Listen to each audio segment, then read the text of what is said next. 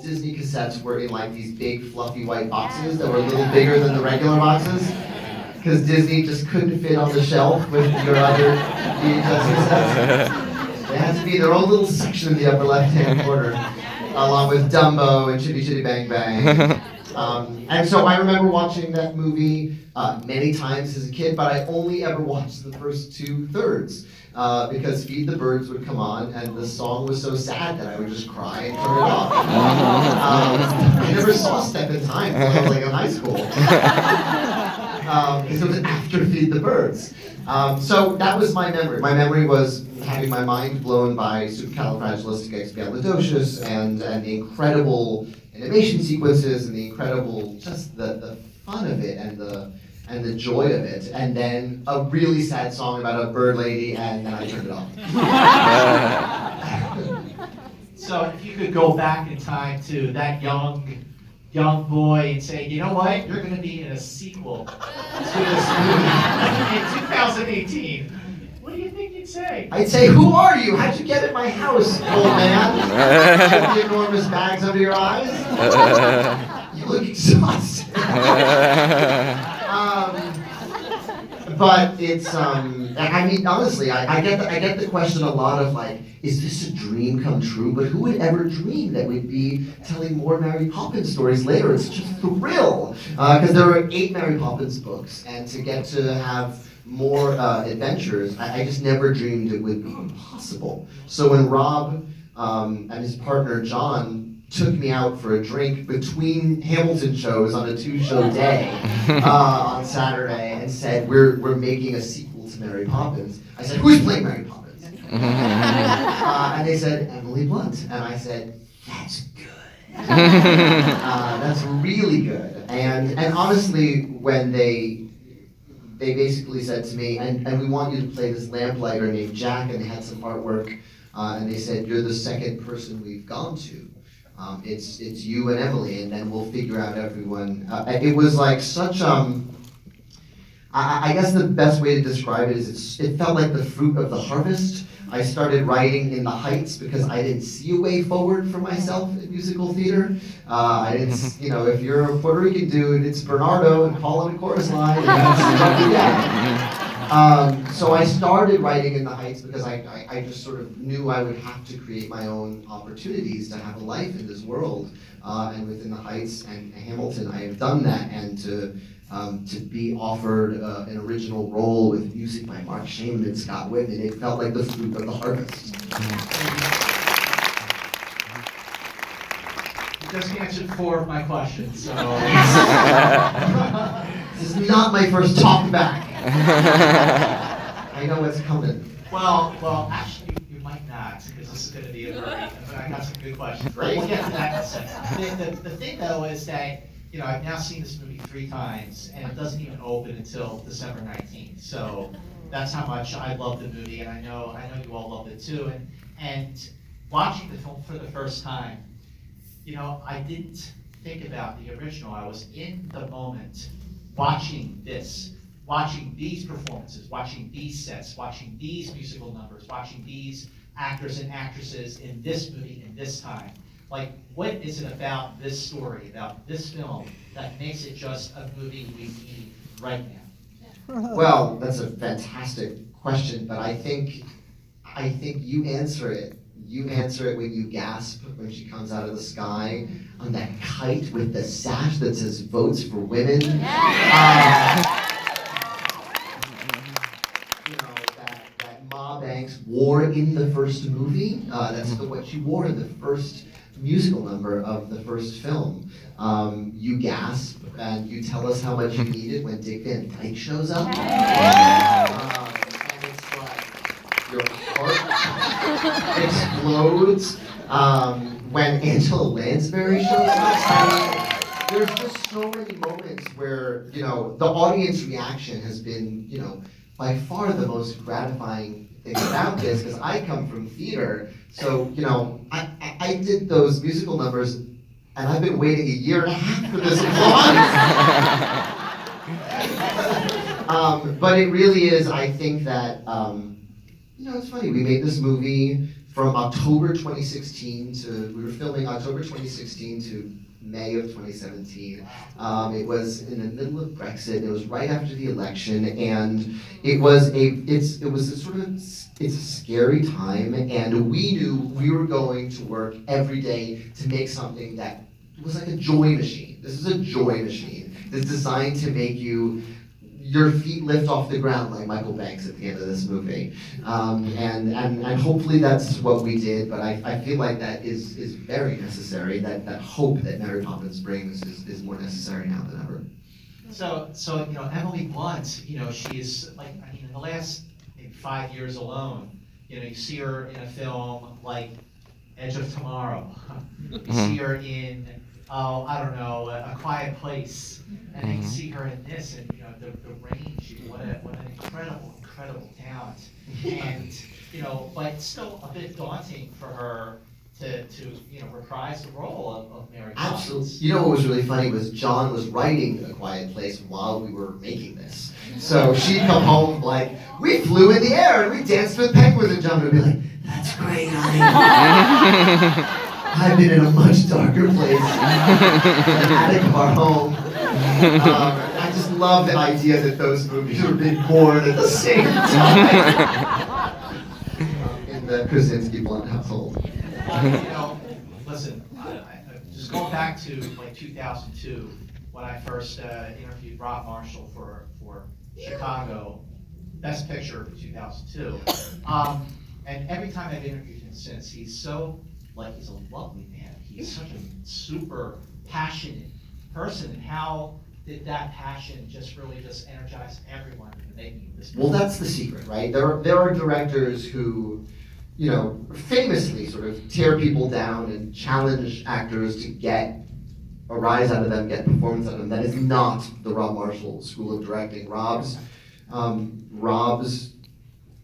approach is to basically make everyone feel loved and valued, and he is so meticulous and so prepared, and he really has a full vision in his head that really your only job when you come to set is to give him everything, you got. And Emily gave me the best bit of advice on the first day of shooting, because this was my first big movie on this scale. So I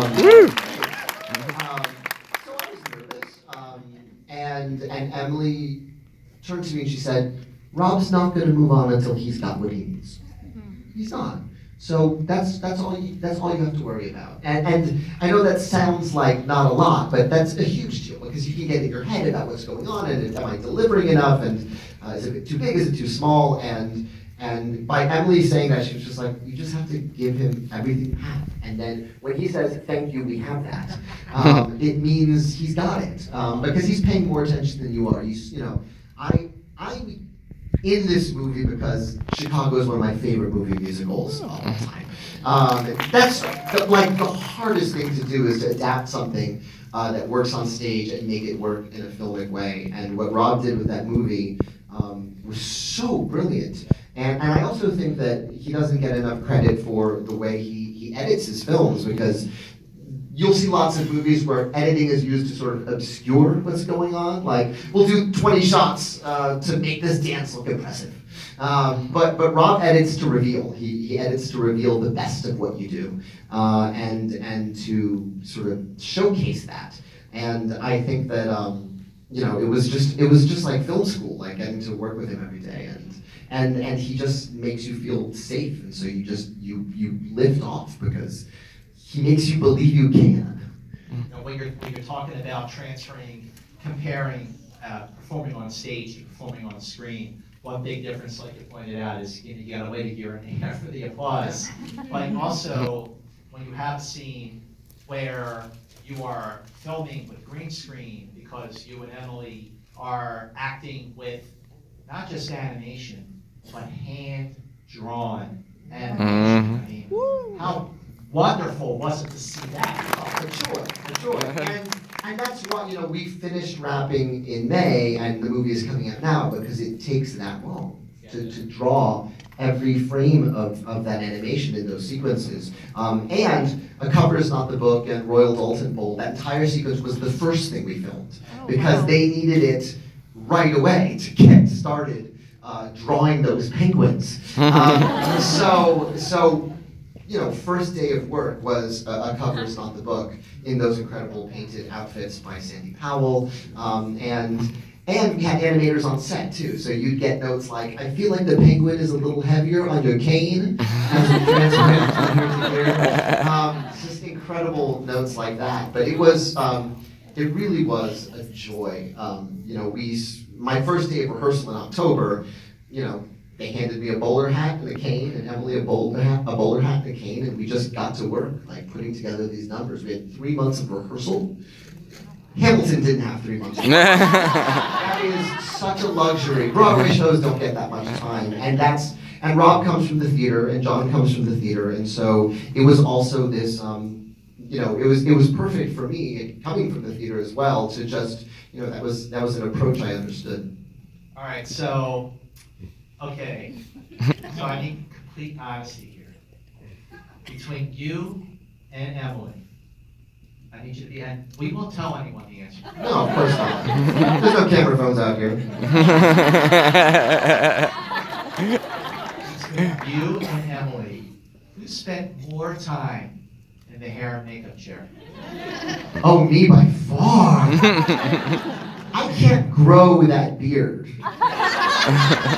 I can't. I've got like 6 hairs on this side. I've got 12 hairs on this side. I've got a Puerto Rican face. The goatee just pops out.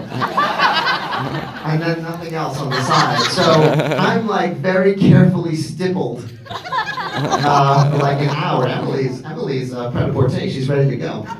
Okay. The other question is, what is your superpower? What is my superpower? Something with sliding down something?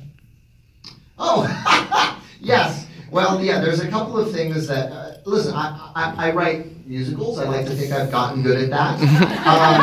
But that came as a result of very hard work. That's not, I meant to say, that's not a superpower. That's 10,000 hours of practice. The 2 God-given talents I have are I can empty a claw machine at Dave & Buster's. And then the second one is I can slide down any banister on my butt. That's just since I was 5 years old, I can just, I understand that weight and proportion, and I can slide down any banister. So there's a moment in this movie where, right in Triple Light Fantastic, before we go down to the main thing, where I slide down, and it's the moment I was born to play on screen.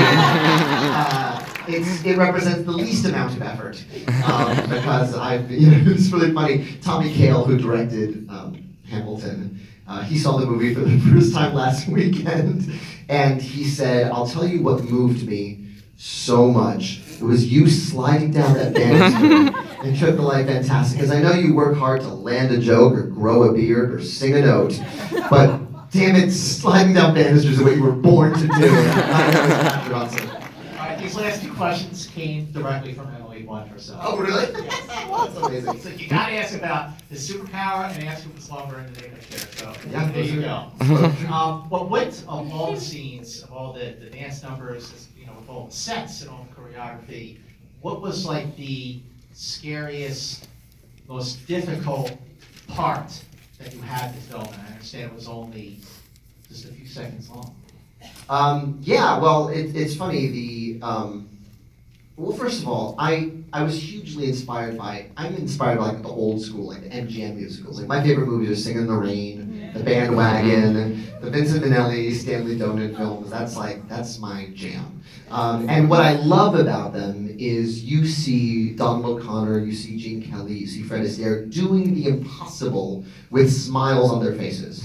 That's so incredible to me in these incredible long takes. And so it was nothing less than that was acceptable for me. So there's a moment in this film, right in the first song, Underneath the Lovely London Sky, where my job is to, in one take, light a lamp, get on my bike, steal an apple from a cart, throw it over my head to some orphans on a bread line, all while singing in a Cockney accent. And all with a huge smile on my face. And I probably practiced that more than like entire dance numbers in this movie. It's British cobblestones as well. And I have a bike that has like a 20-pound ladder on the right side. So you're also accounting for weight and you're on cobblestones and it's underneath. And that's the joy of that though, is it's impossible when we started rehearsing it. And then by the time you're shooting under Rob's gentle love and care, it's, it looks like the most natural thing in the world, but it's actually super tricky. So after, all this time, doing musicals and doing theater and writing and performing, and, is this your first like big feature film, not your wheelhouse? So what was the sort of like, what was that like for you, the challenges for you just to grow as an actor and performer? Yeah, well, I'm very zen about the success or failure of a thing. I write musicals for theater where, 1 in 5 shows makes their money back, if you're lucky. So you know that you can't make a thing based on whether it's going to succeed or fail. The only thing you can take with you is how much you will learn from that process. And because it is aching to be done, because you will be a worse person if you don't do it. It took me 7 years to write Hamilton, it took me 7 years to write In the Heights. And so I jumped into this process and sort of joined this journey, knowing I couldn't control whether people would love it or hate it, but I knew I'm going to get a film school education from Rob Marshall. I'm going to get to act with some of the greatest actors in the world. I mean, this cast list, my God, Emily Blunt, Ben Whishaw, Emily Mortimer, Meryl Streep, Colin Firth. It's every day is a master class. Every day with every one of these people is a master class. And so, there's sort of that cliche that you'll hear actors say where it's like, well, I don't watch my films. And I always go, you're full of crap, of course you do. Who doesn't watch their films? But honestly, making this movie, it was the first time I actually understood it because it was such a journey and it was every day were these crazy highs. Today we're going to shut down Buckingham Palace because we're going to ride down the street with 500 bicycles. Tomorrow is Angela Lansbury's when we get the balloons and we fly into space. I didn't need to see this movie. I experienced those things. One of the highlights, one of the moments I will never forget was the day before we filmed Triple of Light Fantastic. And what you need to know about that number is we ran it as an 8-minute dance sequence. It wasn't like, cut, let's film 1 minute of it, cut, let's film 1 minute of it. We ran it from the moment we get to that abandoned park. It's a continuous 8-minute dance sequence for all of us. And so the day before we filmed it, I brought my son, who was 2.5. I sat him where the Banks children sit in the sequence. So he experienced that number in real time, and he watched his dad do that. Yes, and it's hard to talk about, I'm crying. That was an experience. I didn't need to see this movie. I got to watch my kids' eyes turn into saucers. So, that's a moment I will treasure for the rest of my life.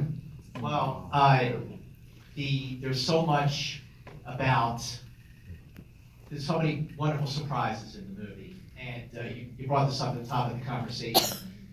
I did not expect to see Dick Van Dyke, and it was such a wonderful moment.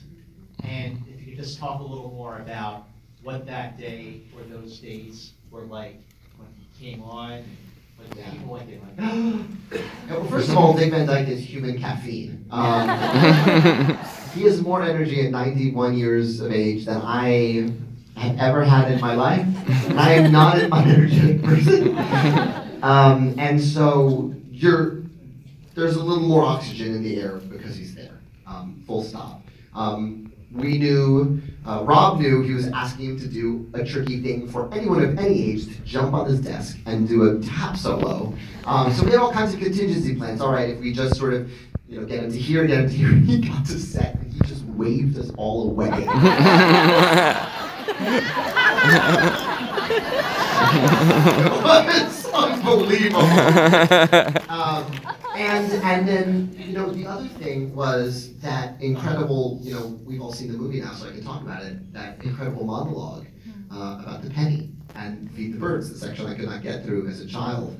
I remember the first time he did it, and we were filming it, and he finishes and he says, "The house is yours," and then there's this silence. And we're all waiting for cut. And Rob is so overwhelmed crying that he can't say cut. So that was like a very magic moment, because Rob keeps it together for all of us. But even he was sort of overwhelmed by the day, because it's also a moment that really links us with the first film in a very concrete way and really sort of brings it to a very satisfying close. And it was magical. I mean, and you can tell from the looks on all our faces in that scene where we're all like, it was really magical. So you said you had 3 months of rehearsal. Yeah. And then you had sounded like 8 months of shooting. Yep. So that's a lot of time to spend on a feature film. So many times you hear movies they shot 28 days or whatever, but that's a lot of time. And the reason I ask this question is because it's a lot of time to be with your filmmakers, your producers, director, your co-stars, to inhabit a role, and especially for you and for Ben, for Emily especially. What was the last scene that you shot, and what was it like that last day? Oh, I remember very well. The last sequence we shot was the last sequence you see in the movie, which was Nowhere to Go But Up. And again, here's where Rob is so brilliant. There's moments of that it's us up against a green screen and floating on harnesses, but every takeoff is practical. So we are on that fairground, we grab the thing, and whoosh, off we go. And we filmed those all outdoors. And then I believe everyone's last sequence, we were, what a metaphor, everyone's last sequence, we were airborne. My last day was flying into a harness and grabbing Emily Mortimer's hand, and I can't think of a better way to end it, because it was very emotional. And we also watched these incredible kids grow up for 8 months, and how incredible were those kids in this movie? They're so real. When you watch it a second time, watch little 8-year-old Joel, the blonde, watch him during the cotton candy sequences, because he ate cotton candy. He's 8, he doesn't understand you can hold it but don't touch it. So he would just eat it every take, and they'd have to make him a new one every take. So there's a sequence where I'm introducing Red Poppins, he is out of his mind high on sugar. He's like,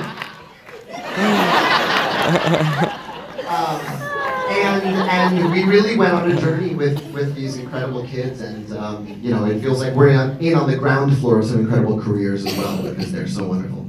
Well, ladies and gentlemen, a couple of things. First of all, I just want to ask if you all please stay in your seats when we bolt from here. But I can't think of a better way to end this than to say this. The movie opens December 19th. If you're seeing the film, you're all here. You all love the film. I've seen it 3 times. I know you're all going to see it again. Make sure everybody knows how wonderful this movie is, and how do you spread reviews these days on social media. So go on Facebook, go on Twitter, go on Instagram. You in the back, if you're still using MySpace, totally fine. And please spread the word. Thank you so much for being here, everybody. Thank you so much for being here.